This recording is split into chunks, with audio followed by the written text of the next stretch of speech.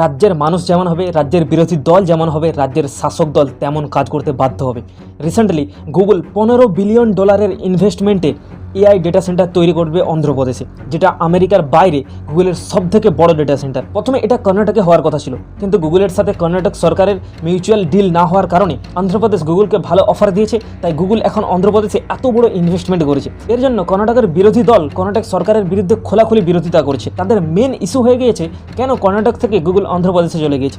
এইভাবে তামিলনাড়ুর বিরোধী দল তামিলনাড়ুর সরকারকে প্রশ্ন করছে, সুন্দর পিচাই তামিলনাড়ুর বাসিন্দা হয়েও তামিলনাড়ু সরকার কেন গুগলকে তামিলনাড়ুতে নিয়ে আসতে পারেনি, কেন গুগল তামিলনাড়ু বাদ দিয়ে অন্ধ্রপ্রদেশে এত বড় ইনভেস্টমেন্ট করবে। এটার জবাব তামিলনাড়ু সরকারকে দিতে হবে। এইগুলো হলো কর্ণাটক আর তামিলনাড়ুর বিরোধী দলের আসল ইস্যু। কিন্তু আমাদের রাজ্যের বিরোধী দলের আসল উদ্দেশ্য কি? ধর্মীয় আবেগে সুশ্রী দেওয়া, আর সরকারও সেই মতোই কাজ করছে। এই বিষয়ে আপনার কি মত কমেন্টে জানিও, আর চ্যানেলটা সাবস্ক্রাইব করে নিন।